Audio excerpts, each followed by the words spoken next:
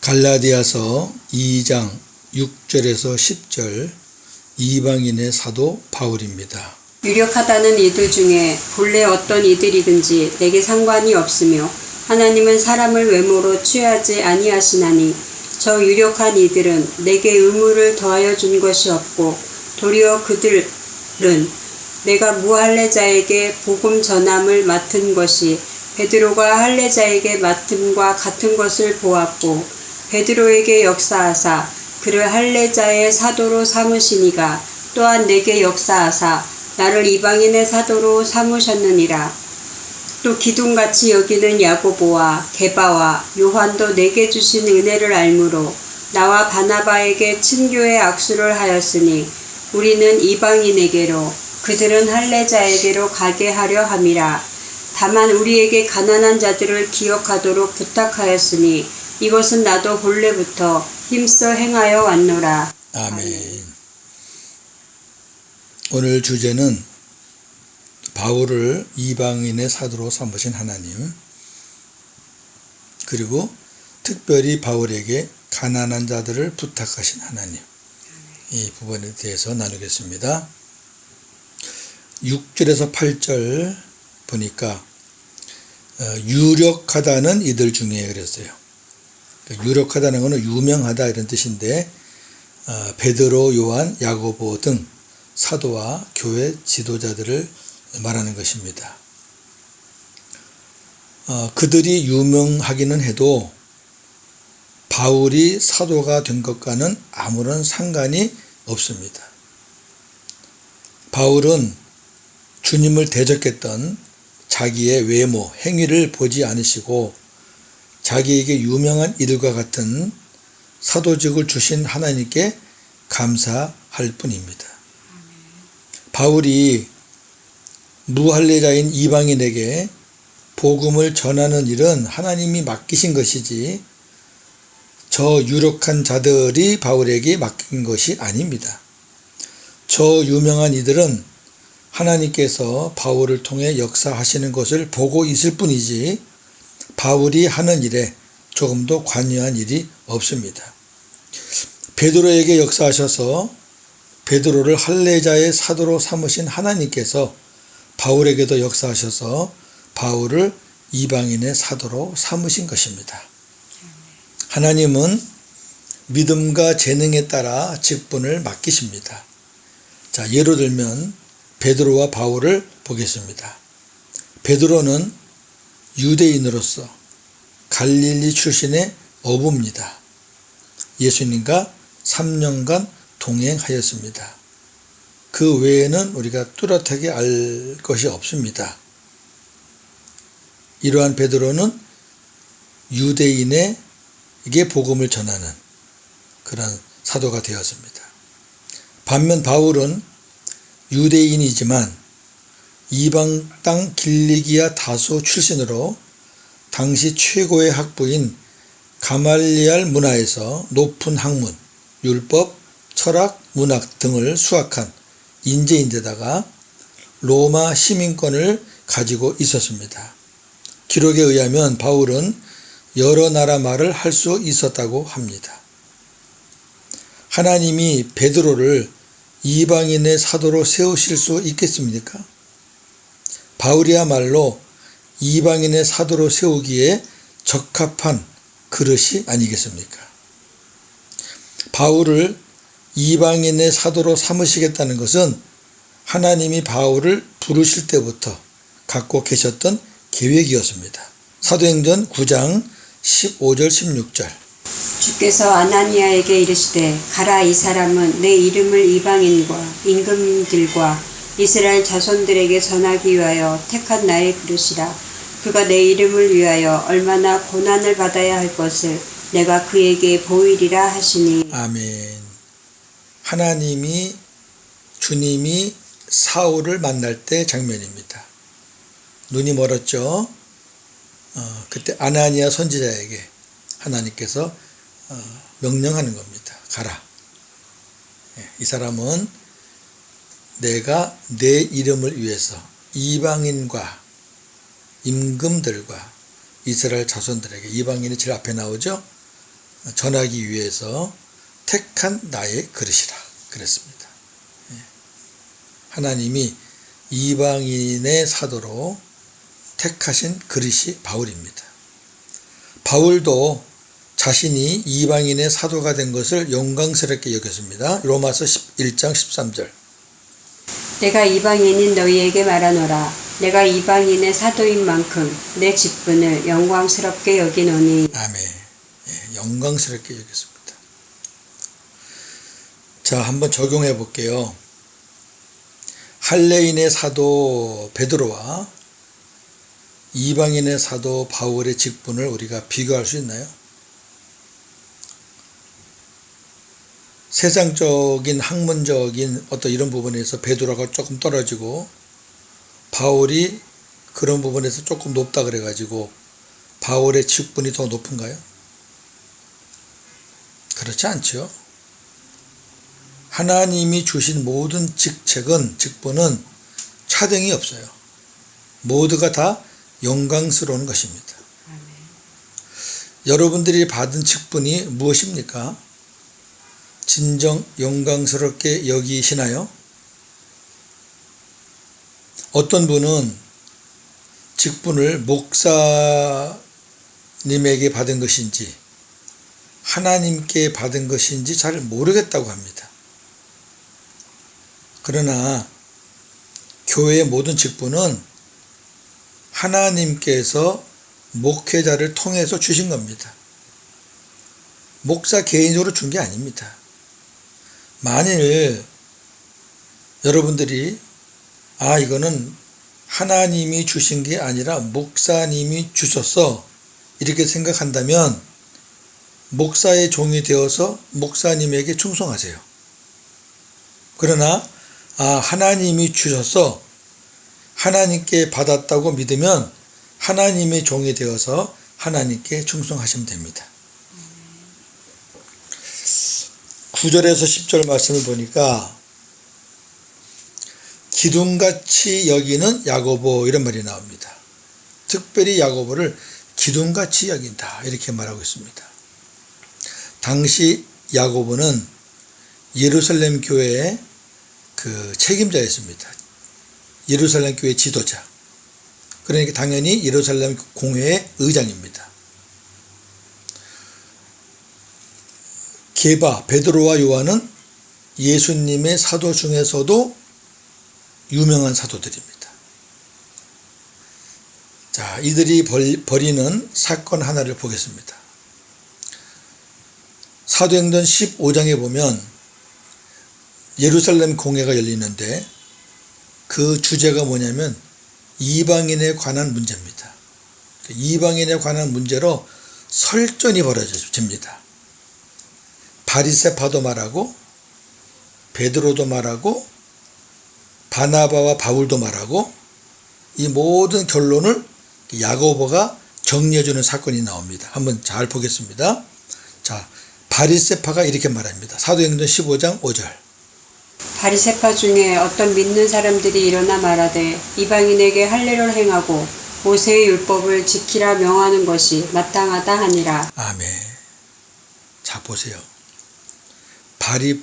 바리새파 중에 어떤 믿는 사람들이 주장하기를 이방인은 할례를 꼭 행해야 된다. 그리고 율법을 지켜야 된다. 그게 마땅하다. 그 사람들은 아주 이 부분에서 아주 굉장하죠. 네. 자, 그러자 베드로가 이렇게 말합니다. 사도행전 15장 7절에서 9절. 많은 변론이 있은 후에 베드로가 일어나 말하되 형제들아 너희도 알거니와 하나님이 이방인들로 내 입에서 복음의 말씀을 들어 믿게 하시려고 오래전부터 너희 가운데서 나를 택하시고 또 마음을 아시는 하나님이 우리에게와 같이 그들에게도 성령을 주어 증언하시고 믿음으로 그들의 마음을 깨끗이 하사 그들이나 우리나 차별하지 아니하셨느니라. 아멘. 사실 베드로는 이방인에 대한 선입견이 있었습니다. 오로지 유대인들에게만 관심이 많았던 사람입니다. 그런데 그래가지고는 하나님이 베드로를 쓰실 수가 없잖아요. 한쪽으로 편향되면은. 그래서 사도행전 10장 11장 보면은 고넬료 사건이 나옵니다. 고넬료는 로마 사람입니다. 거기 보내서 이방인에게도 하나님의 구원이 있다는 것을 체험하게 합니다. 그러고 나서 한 고백입니다. 그 사건이 없었으면 베드로가 이런 고백을 못해요. 하나님이 우리나 그들이나 차별하지 않았다. 베드로가 얘기하는 거죠, 지금. 이어서 바나바와 바울이 이야기하고 그 다음에 야고보가 정리해 주는 것을 보겠습니다. 사도행전 15장 12절 15절 19절 22절입니다. 온 무리가 가만히 있어 바나바와 바울이 하나님께서 자기들로 말미암아 이방인 중에서 행하신 표적과 기사에 관하여 말하는 것을 듣더니 말을 마침에 야고보가 대답하여 이르되 형제들아 내 말을 들으라. 하나님이 처음으로 이방인 중에서 자기 이름을 위할 백성을 취하시려고 그들을 돌보신 것을 시므온이 말하였으니 선지자의 말씀이 이와 일치하도다. 내 의견에는 이방인 중에서 하나님께로 돌아오는 자들을 괴롭게 하지 말고 다만 우상의 더러운 것과 음행과 목매어 죽인 것과 피를 멀리하라고 편지하는 것이 옳으니 이는 예로부터 각 성에서 모세를 전하는 자가 있어 안식일마다 회당에서 그 글을 읽음이라 하더라. 이에 사도와 장로와 온 교회가 그 중에서 사람을 택하여 바울과 바나바와 함께 안디옥으로 보내기를 결정하니 곧 형제 중에 인도자인 바사바라 하는 유다와 실라더라. 아멘. 자, 얼마나 지혜롭게 정리를 잘합니까? 바리새파는 할례 받아야 된다. 모세 율법 지켜야 된다. 베드로는 이방인이나 우리나 하나님은 차별하지 않으신다. 동일하다. 그러다 이제 바나바 바울이 이방인 전도 때 일어났던 일들을 또 증언했잖아요. 하나님은 이방인 중에도 역사하셔서 이렇게 구원의 역사가 일어났다. 자, 구원은 이방인이든 유대인이든 예수 그리스도를 믿으면 되는 거죠. 영접하면 되는 거예요. 그러니까 지금 야고보는 무슨 말이냐면 이방인이라도 예수 그리스도를 영접했으면 됐다. 내 의견에는 이방인들은 예수님을 영접하기 전에 행했던 그 이방을 섬길 때 행했던 일들, 버리지 못하는 것들, 그런 것들만 우리가 정리해 주면 된다. 대표적으로 우상의 더러운 것. 이제 예수님을 믿으니까 우상을 버려야죠. 음행, 이 음행은 어떤 남녀간의 음행을 말하는 것보다는 우상을 섬기면서 의식적으로 행하는 음행이 있습니다.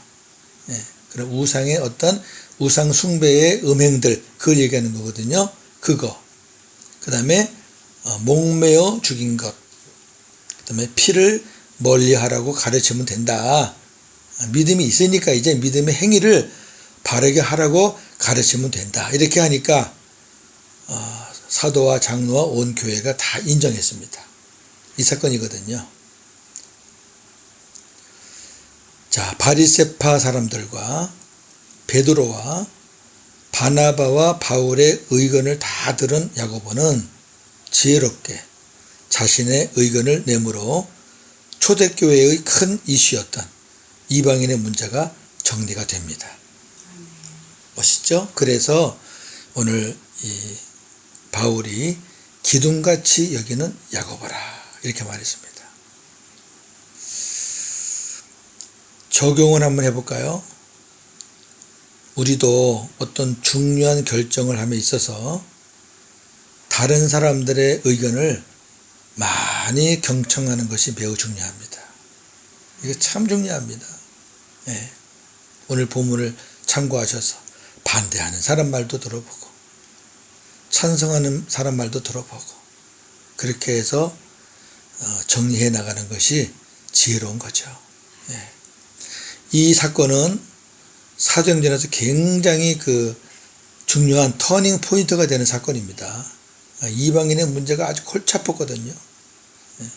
이렇게 정리가 딱 되면서부터 이제 16장부터 이방인의 전도가 아주 확 펴지는 겁니다. 바울을 통해서. 야고보와 베드로와 요한은 하나님께서 바울에게 주신 은혜를 알고 인정하고 바울과 바나바와 친교의 악수를 하였습니다.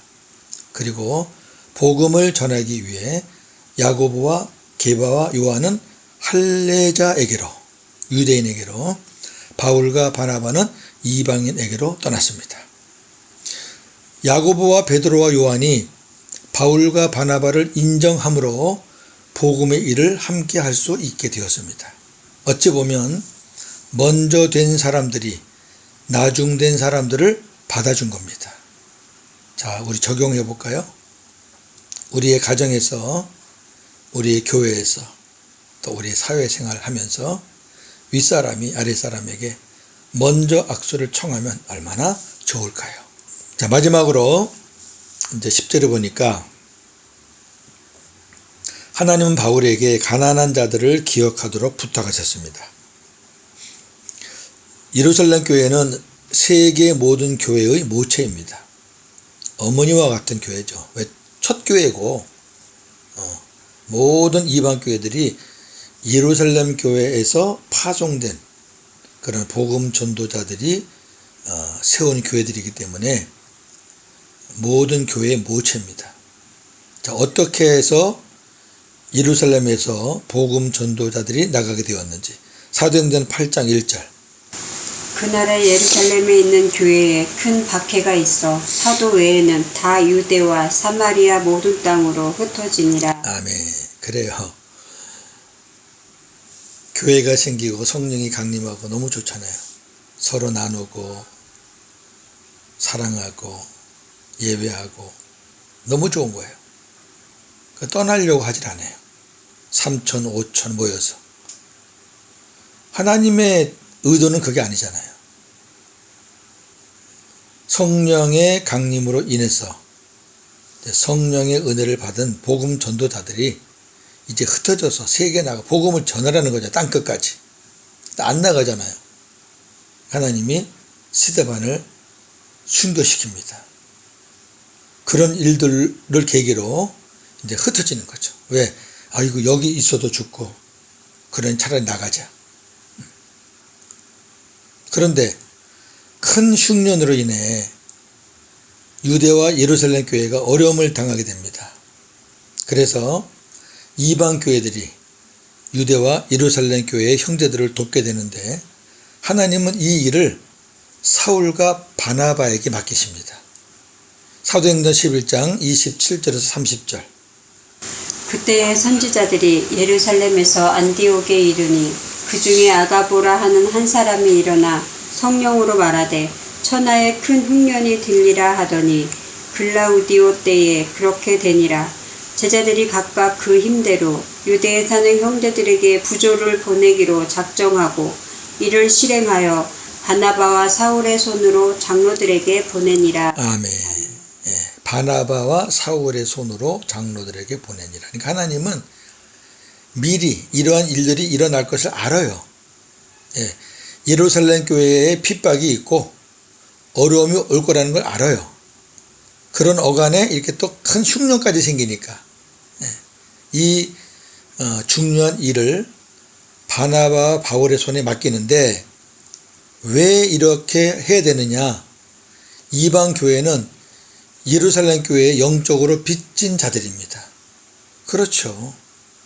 오늘날 한국 교회가 많이 부흥됐는데 농어촌에서 작은 도시에서 어릴 때 예쁘게 잘 커서 큰 도시에 나가서 그렇게 이제 교회를 섬기고 그런 사람들로 인해서 이제 한국 큰 도시 교회들이 많이 커진 거죠.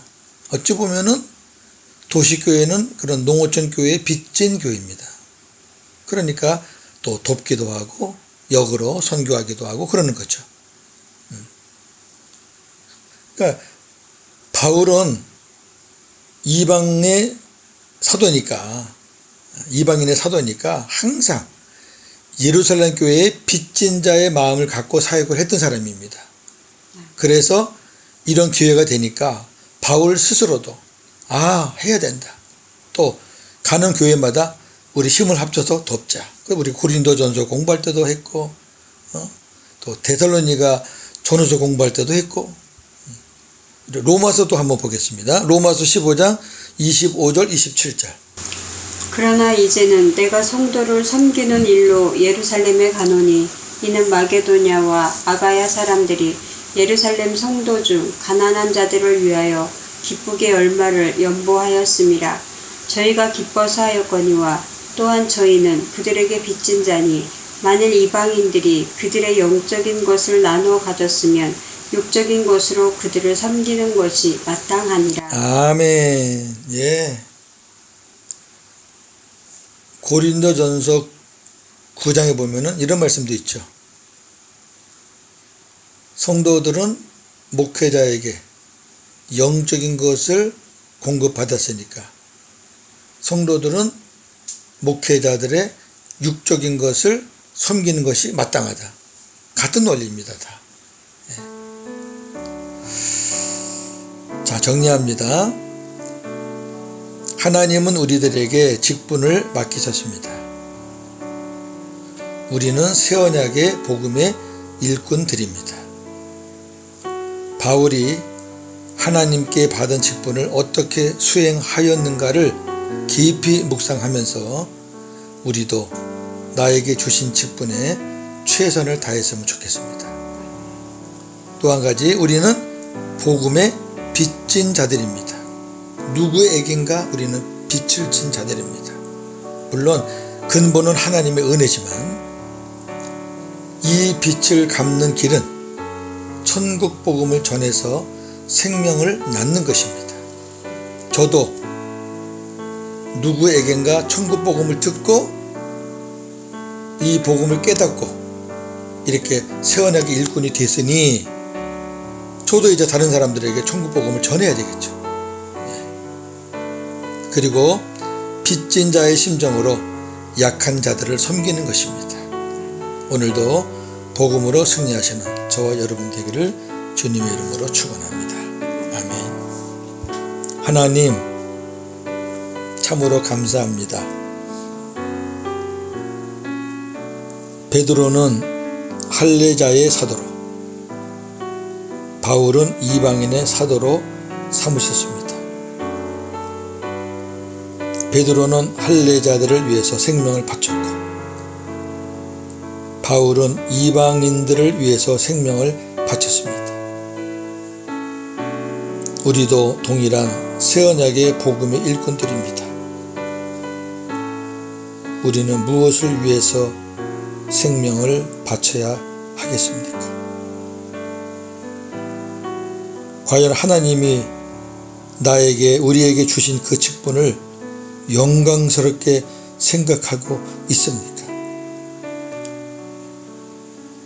우리는 복음에 빚진 자들입니다. 어느 누군가에게서 이 복음을 듣고 생명이 되어 복음으로 살고 있습니다. 그렇다면 우리도 천국 복음을 전해서 생명을 낳는 자가 되어야 되겠사오니 복음 전하는 일에 게을리하지 않게 하시고 또 빚진 자의 심정으로 약한 자들을 섬기는 일도 함께 우리가 실천함으로 하나님께 영광 돌리는 우리의 삶이 되게 하여 주시옵소서. 오늘도 복음으로 승리하는 하루가 되기를 간절히 원하며 예수님의 이름으로 기도하옵나이다. 아멘.